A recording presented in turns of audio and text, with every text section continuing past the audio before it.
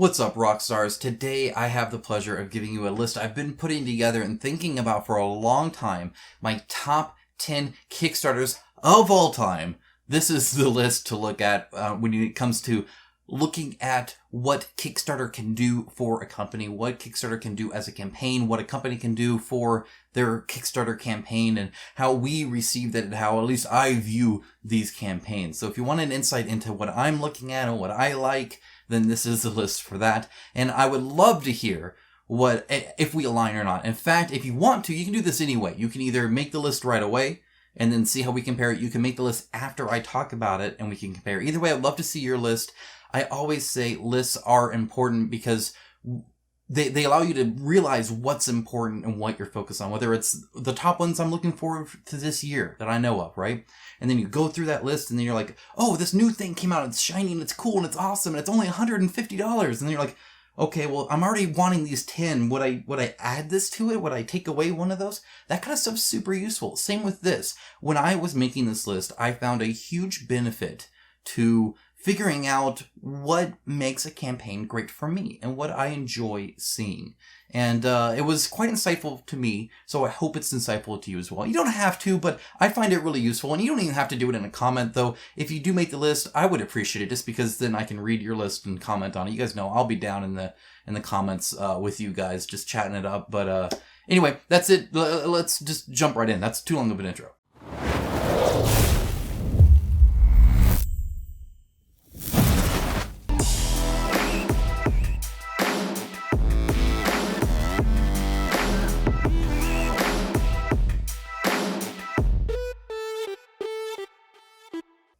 Alright, so now for the main meat and potatoes of this video. Before I start, a quick shout out to my YouTube members and patrons. It is through their financial support that this channel is possible, because I am financially independent from the game studios, so that the developers don't pay me for my opinion. Instead, I provide it to you without any payment, so that it's my opinion and not my wallet's opinion, which is much better, trust me. I'm not even on speaking terms with my wallet. If you appreciate that level of honesty and independence, and you can, there is a link down below to both of those where you can help contribute, and trust me, it's greatly appreciated. But if not, that's okay, I get it, I understand.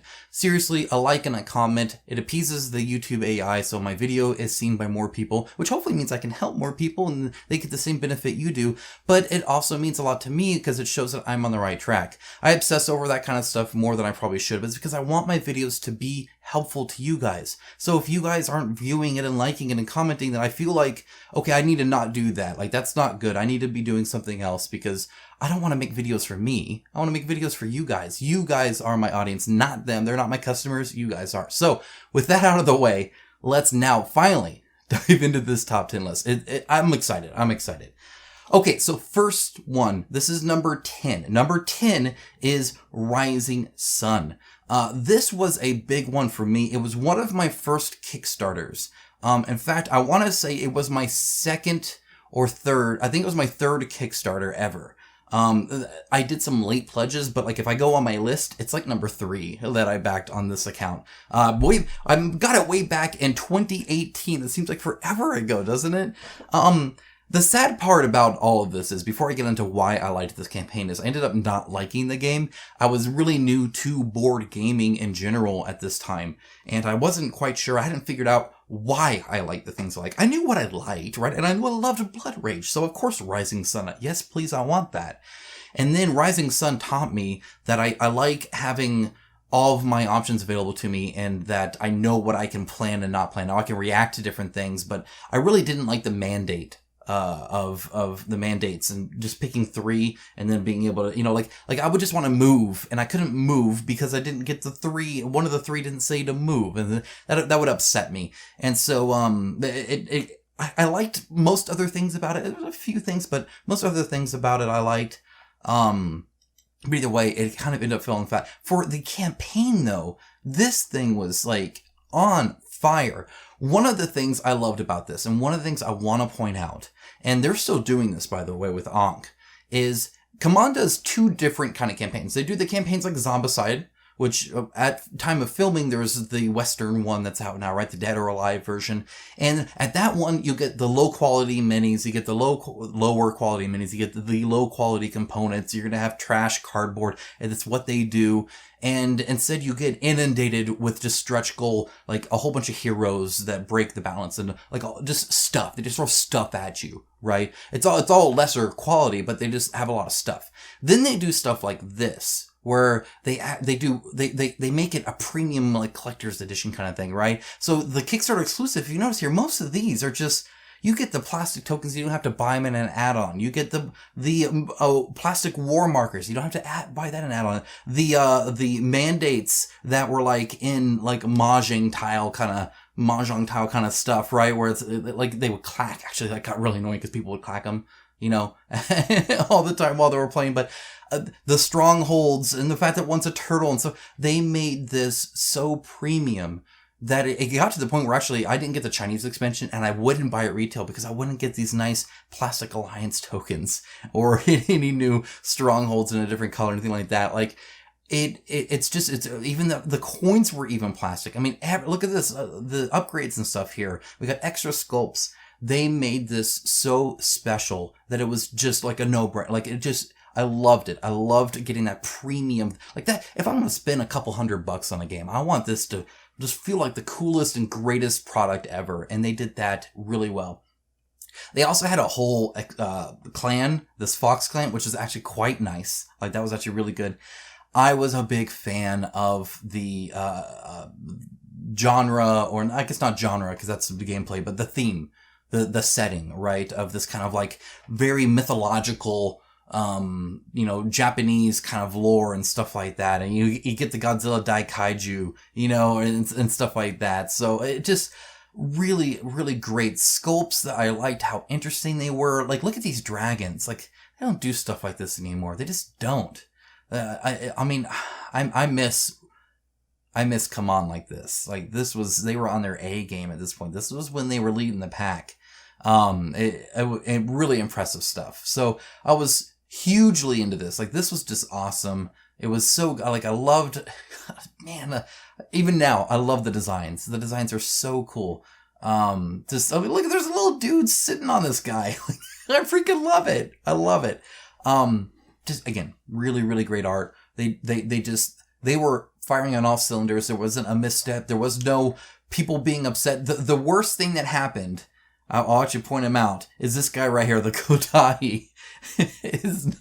is named after like some farmer in Europe. They went to Wikipedia to get their lore, and Wikipedia lied to them. Which is it's funny. It's funny. I think it's hilarious. I think they ended up sending him one signed by Eric Lang, actually. Okay, so that was number 10. Okay, and so it's just going to get higher for me from here. So if I was jazzed about that, my voice is going to go out here. Number 9 was Batman Gotham City Chronicles Season 1, the very first one. As you can see, I spent plenty of money on this one.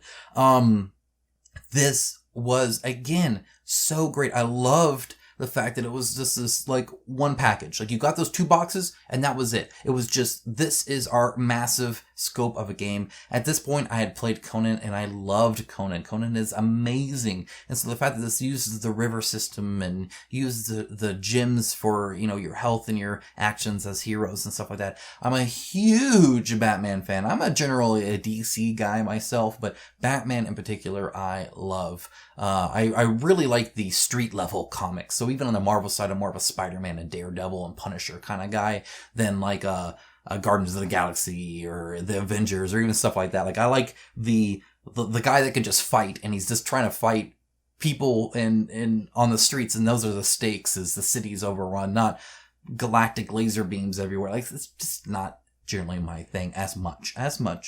So anyway, Batman, huge, yes please.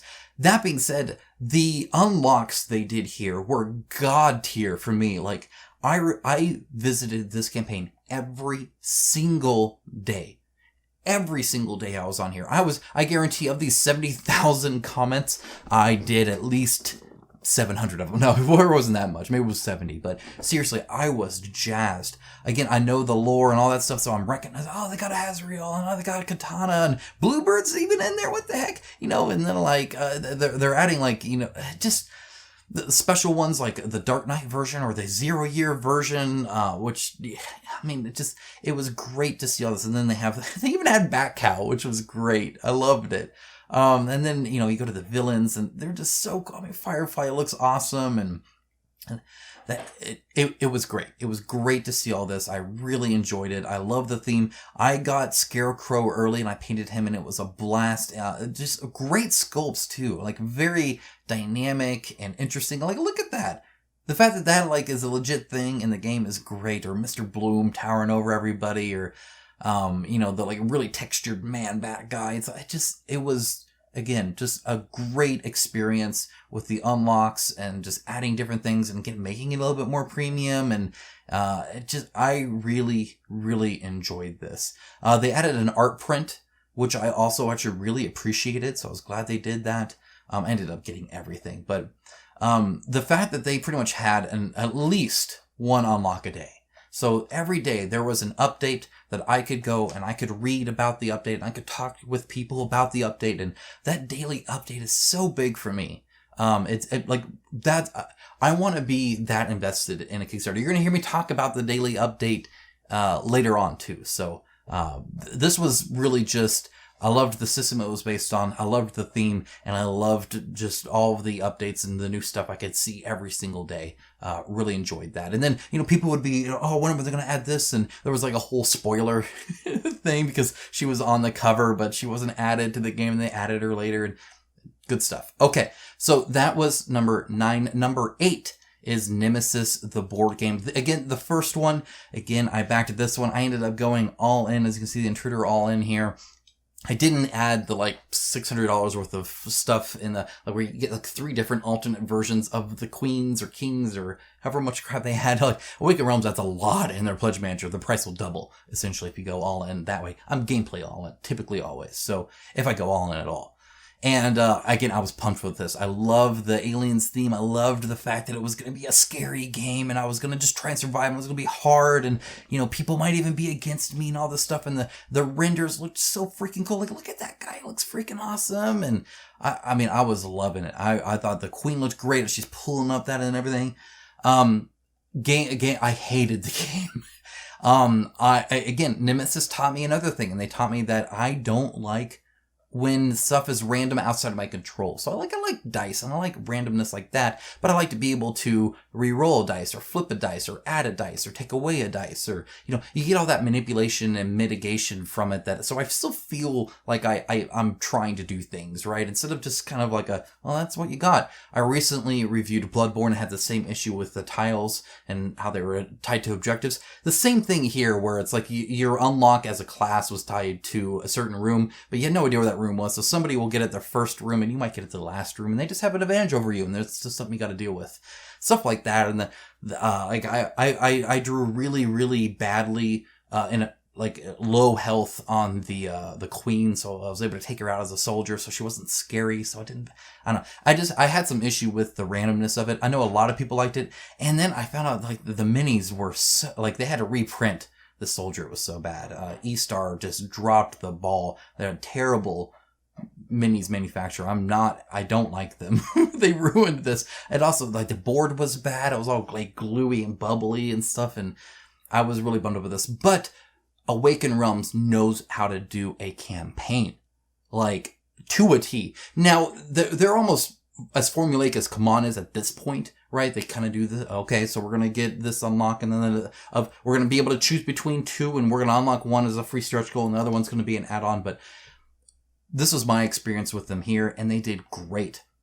So they have a ton of votes where you can vote on the design of an alien species, or you can pick between some. And essentially, we built a lot of this, a lot of the stuff I remember voting on and being like, oh yeah, that's right. Okay, so we voted for the Void Seeders to be included. And so we got them, and we slowly unlocked them, and they unlock things in groups like this, which I really appreciate. Like I said, Command does that kind of like throw everything against the wall. Here's a whole bunch of stuff, right? Season 2 of Batman was kind of like that, where it's like, here's just a whole bunch of granular stuff. And I actually do appreciate here's a box and you're just going to slowly kind of unlock everything to it. And, you'll get the boss and the extra stuff and, the Nest miniatures here and, whatnot. It was really nice. Like, I enjoyed all the voting we could do to pick the characters that we wanted and the enemies that we wanted and stuff like that. I thought they did a great job on it. And they actually organized all of the pledge tiers, I think, really well as well. So this was the one we voted against, so we didn't get this one for free, so we had to pay for that one. But sadly, I didn't like the game, kind of like Rising Sun, but the campaign, I really enjoyed it. Again, I was there almost every single day, either reading about something or voting or seeing what other people were voting on, and we get updates around that. And then they'd slowly do the work in progress art of what we voted on, and then reveal that, and then eventually we see the full render. Like, here's what you're getting, and it was a lot of fun. I really enjoyed this one as well. Okay, so that was number 7. Number 6 is Frosthaven. Now, Frosthaven's kind of interesting because it's actually kind of a terrible Kickstarter in the sense that there's not really a reason to back it on Kickstarter. You could get everything retail, you could do all that stuff, so all of that was fine. It showed that if you make a good quality product that's well loved and designed well, like Gloomhaven, that so many people love, and then instead of just banking on that and being like, well, here's just a small expansion, or here's just a little bit of this, or a little bit of that, or here's a re-release of it, or a re-theme, or anything like that. He kind of went all out with Frosthaven, and really is like stepping up the game, and it's really kind of like a 1.5 Gloomhaven with just some of the new stuff that you're going to be able to do and all the content that he's putting in there. I'm still very cautious about getting crap miniatures from it, but it is what it is. Either way, I'm still excited about it, and I thought it was a great show of like, hey, here's just more of what you love that's better. I'll be talking a little bit about banking on previous investments, but it's also great to see that something isn't just a one-off. So often we get a one and done thing, right? And notice a lot of these haven't been, right? Batman is getting a season 3. Nemesis got an extra campaign. Frosthaven is just a continuation of Gloomhaven. And so it's really nice to see companies that don't just shoot out a campaign and then we'll never speak about it again, and we'll never invest in it again or add anything to it again. Because at that point you can kind of drop a turd, right? But if it's something that you're planning on banking on, if it's something that I know as a consumer, like, oh, they're really wanting this to work because they want to continue this, then I know you're invested as a company to really make it as good as possible, to make sure that it's balanced, to do all that, because then you're not just like, oh, that was crap, we'll just, okay, bury that and just move on to the next thing and not care anymore. So it was just a culmination of that. And also, it's the number one campaign like ever for board games, right? It made a ton of money. 83,000 backers for almost $13 freaking million. I imagine Isaac's doing pretty well right now. So good for Isaac. Good for him. All right. Next up, number 5, Kingdom of Death Monster 1.5. This was the previous one, right? Now, again, there's some really bad white on white here, but if I highlight it there, it's 12.3 million, almost 12.4 million. So very close to Frosthaven. 19,000 backers. What made this good? Again, the same thing where, in fact, Kingdom of Death is kind of interesting because it started out where they're just like here's some art, right? Like, invest in this art pretty much. And then it was like, okay, now it's a board game. And now it's a bigger and better board game. The scope on this was crazy. The scroll wheel is like this big. Like, this thing just goes on and on and on and on and on. And it does not stop. It is one of the most confusing campaigns to back.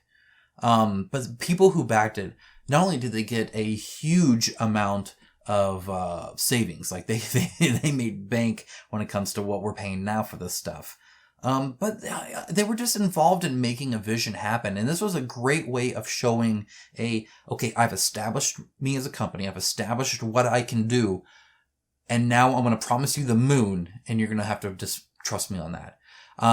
They did it better than the other ones. I have a few more in the top 5 that I'm going to talk about this a little bit, but he did it better than anyone when it just comes to building that trust through actual delivery of product. and on promises, and then saying, okay, you liked that.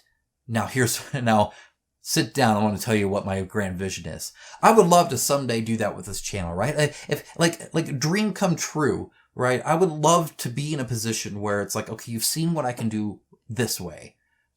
Follow me here, right? And just go for broke.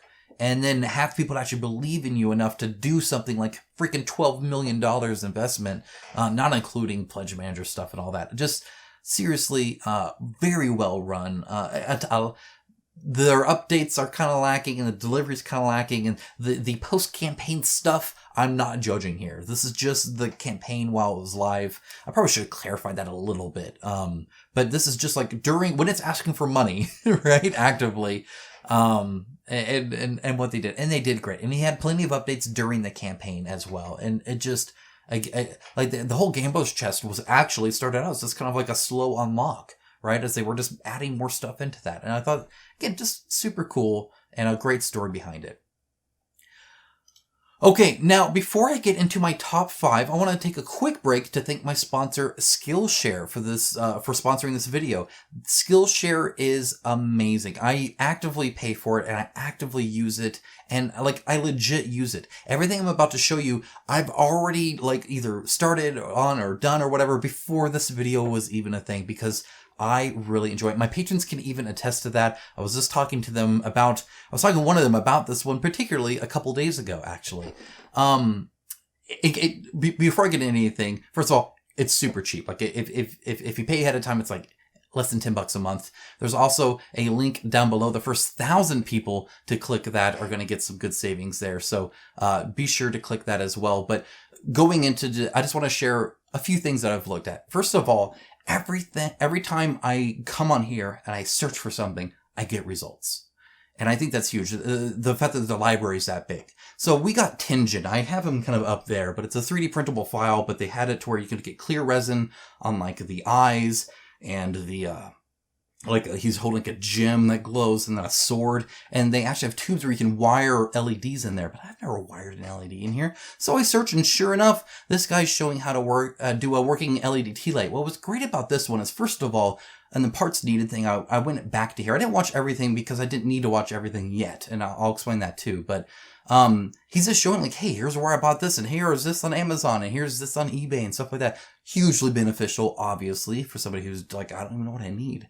But these are twist on to turn on things. And I would love to just have it to where I have a little knob that I twist to turn it off and on, right? I think that'd be cool. Instead of a switch or something like that, it's just a twist thing. That'd be cool. And additionally, again, I have a 3D printer, and he actually goes into showing how to design it and everything here, which is great. I think that's awesome as well. So I'll be looking at that once I'm ready to build it.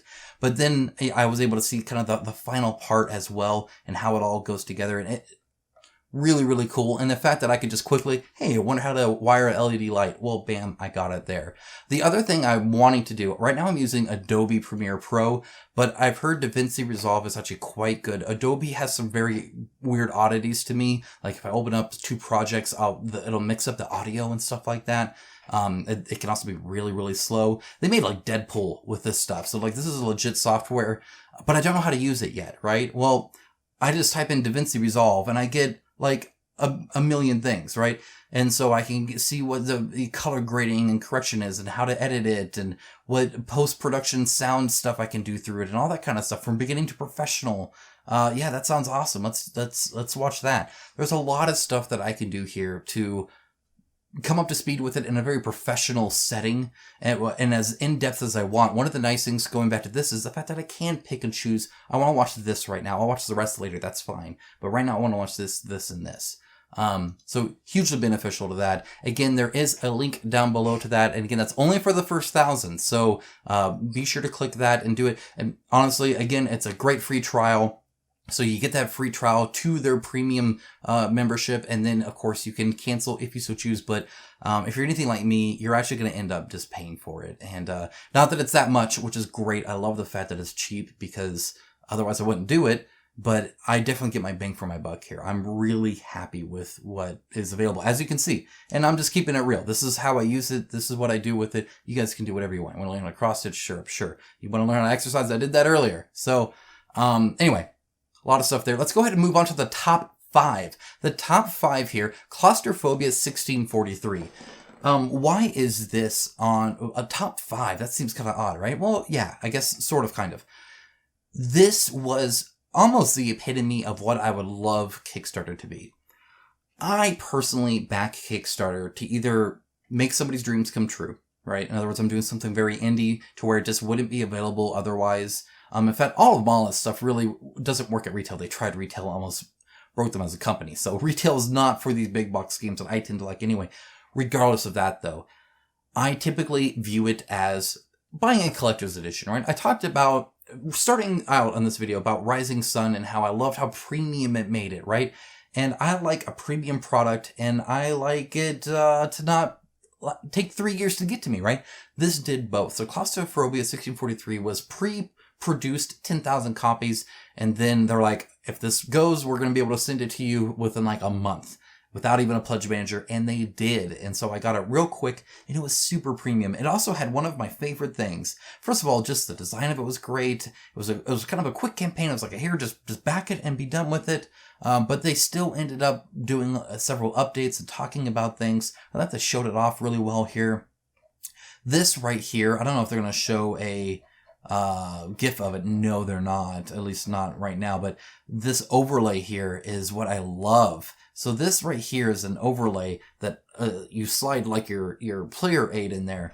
And Nova Aetus is going to be doing this as well. And I love it. It makes it a double-sided, double thickness tray, but it's customizable. So you only have like 4 of the hero ones, because that's all it is 4 players, instead of making every single thing that and charging me a lot more. So it was cheap. Look at that, $79. $79, and I got this huge big old box full of content and really, really nice stuff. It had sculpted bases. This was their second one. They did that. I think they did that with Batman first. But so I liked the texture on the base. It was a nice premium thing. It's all art in the front. It's 100% art, and I loved that too. It looks good on the shelf.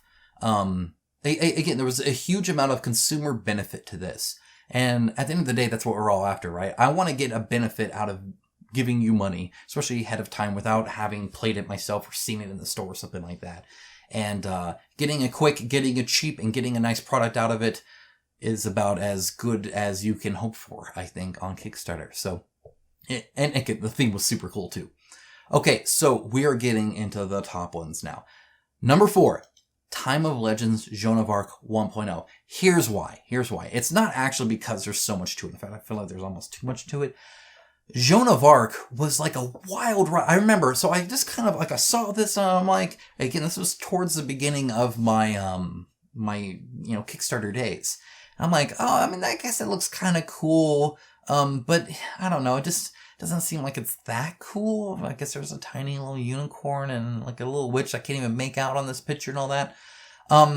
And then they're unlocking, like, here's some dudes on a horse, and here's some people with arrows and bows, and here's some dudes with shields. And they're, like, not even, like, super exciting sculpt-wise, right? But as I scroll, and as I kept adding stuff, then they started getting all these, like, terrain elements. I'm like, oh, that's kind of cool. But they, like, went to this, right? And then suddenly I'm like, what? Like, that was me at work. I was at work scrolling, and I'm like, what? I'm like, what is that? What is that?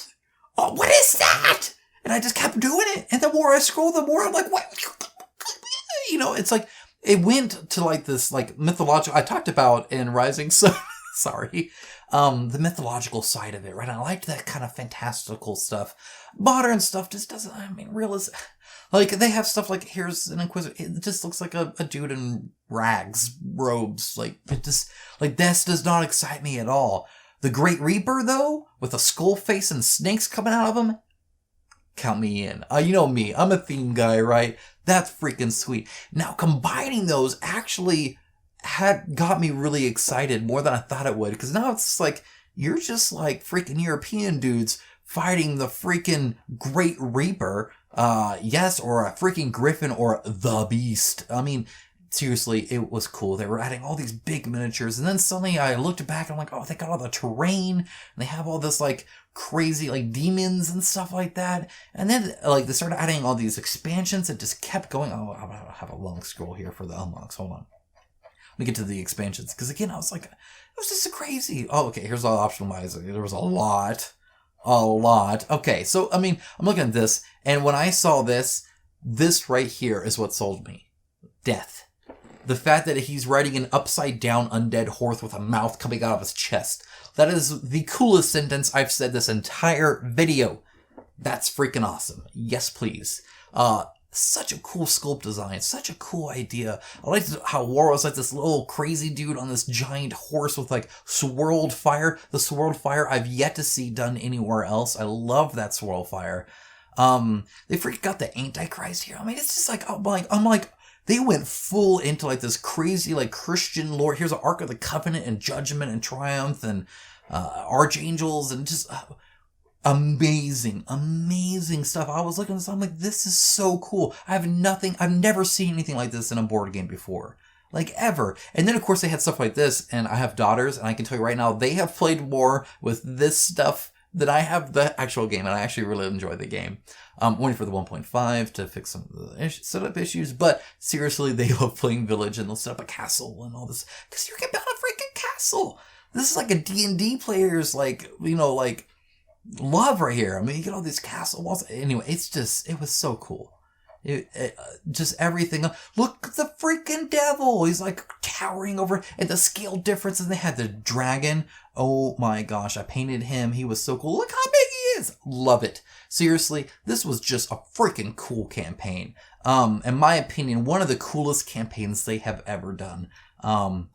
Really, really a wild ride. The theme just hit it out of the park for me. And I went from thinking, you get some French dudes fighting some English dudes.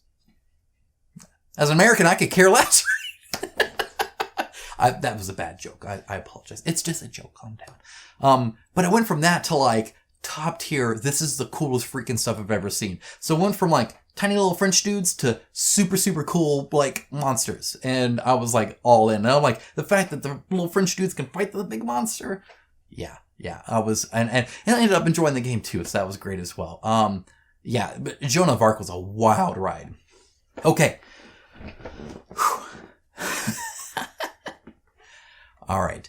Number 3. Number 3 is Hate by Come On. Now, Hate was my big break on YouTube, my big break. It was the first time I broke 1,000 subscribers. It was the first time I had 1,000 people on my, on any of my videos, right? I was just a little tiny miniature painter back then. And Hate is what caused me to do videos just like this. And I'll tell you why. So when Hate came out, it was my first details video even. I mean, like that's where it started.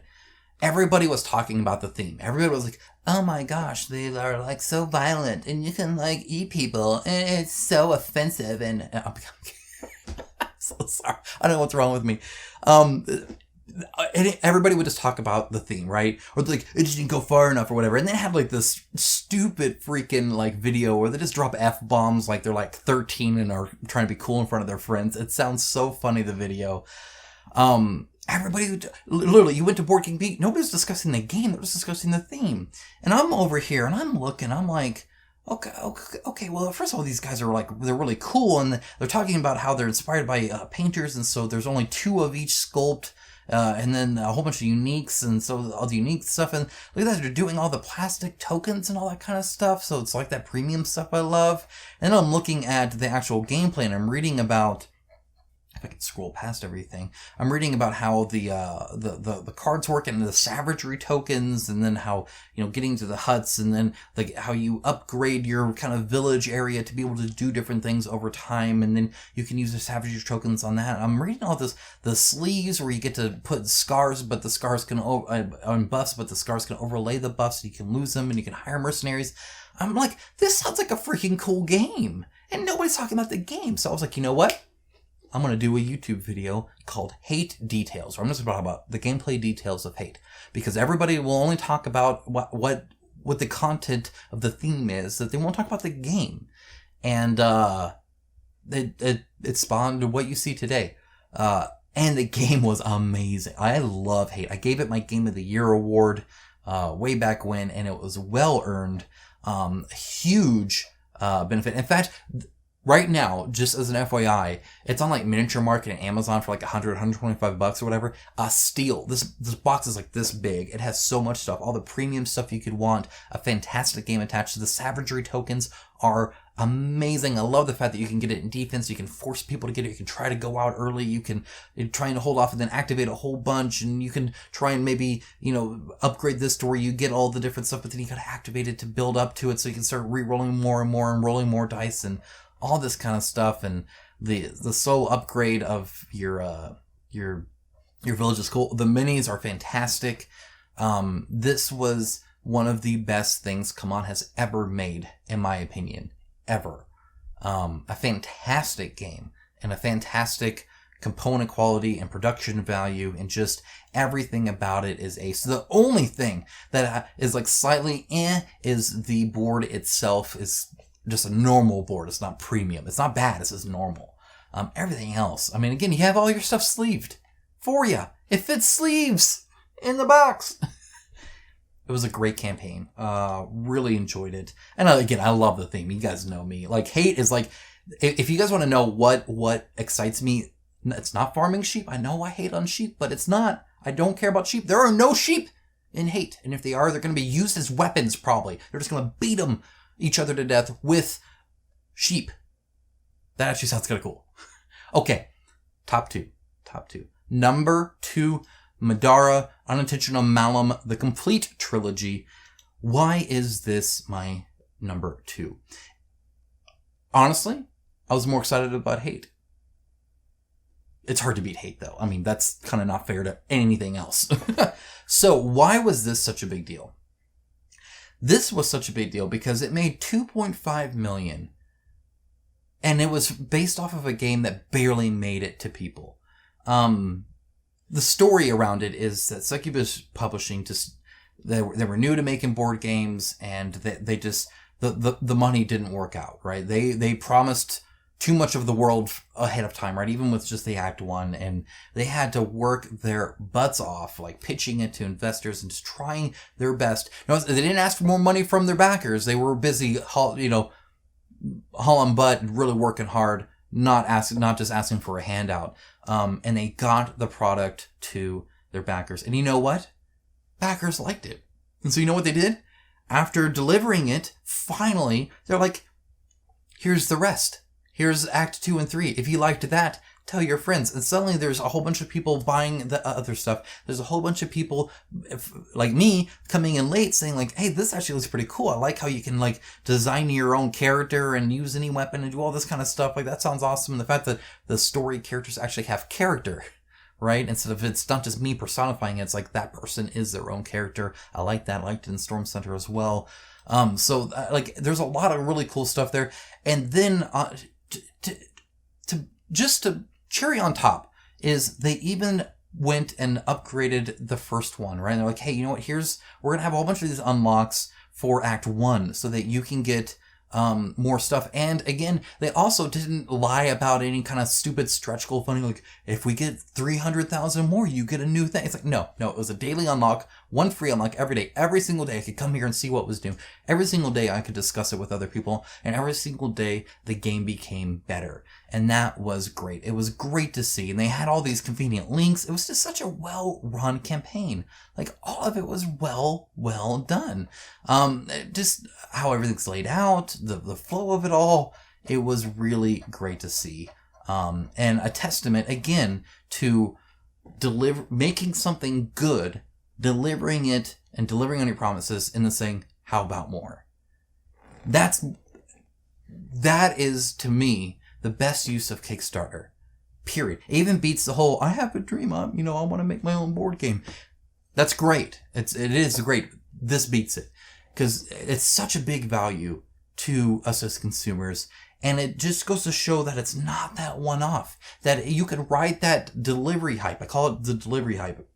And in other words, instead of it's the whole make games, not campaigns, right? Hashtag make games, not campaigns. In other words, focus on making games and have the campaigns just be a means to making those games. So if you're focused on making Madara, and that's what you do is you make Madara, and you're not out there launching a second campaign before delivery, or a third, or a fourth campaign before delivery. You're like, we're making Madara, we're delivering Madara, and it's going to be great, and we're working on making it great. And then it is great, and people love it, and people start getting like, oh, this is so awesome, I'm having so much fun playing it. And then at that same time, when they're right on that high of that delivery and right on that high of enjoying it, you're like, bam, here's a Kickstarter for more. If you just wait, I guarantee, if they had launched this campaign, the exact same campaign, before delivering Act 1, they would not have made $2.5 million. They would not have had that breakout success. Guaranteed. It just, I would guarantee anything on that. They got that much by delivering what they promised and making it good. And that was rewarded. So if you're a company, or if you're making a board game, or you're doing all this and you're wondering how you can make more money, it's not by spamming campaigns. It's by spamming games. Make games. I don't spam games either. Like, invest in them and develop them and whatnot. But seriously, like, that's a testament to that. Plus, again, it was just a well done campaign, and there were so many things going on, so many unlocks and whatnot, and all these updates for it and stuff. It was great. It was really good. Okay, I'm a little out of breath. My number one campaign.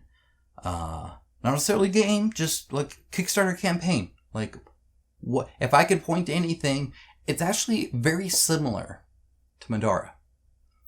The campaign. Tenaris Adventures plus Arena of the Contest 1.5 by Dragori Games. Barely ekes by to its number one spot for pretty much the exact same thing. Now, its scope isn't quite as big as Madara, and therefore the price tag wasn't quite as big as Madara, and therefore it didn't quite get as much, and it didn't have as many backers and all that kind of stuff. But this is not just what's most popular. Kingdom Death Monster and Frosthaven were way back in the bottom half of my top 10. Again, this was the combination of a indie developer making something and trying to be like the best at it that they can, making the little Arena of the Contest, making a fantastic game, delivering it, and then saying, okay, here's Tenaris Adventures. But the reason it ekes past, the reason it's the number one and it's not Madara, because that's kind of the same concept, right? Is make a great game as an indie developer, make sure you can get it there, and then once you deliver it, ride that hype wave to great success afterwards. Which, by the way, I know at least Dragori Games, I believe they hit 3 million in the Pledge Manager a while back. I don't know where they're at now, but anyway, it's because of how they reacted to the first delivery, because they were indie, because they weren't, experts in everything. Like, when I got Arena of the Contest and I played it and I reviewed it, I had some negatives.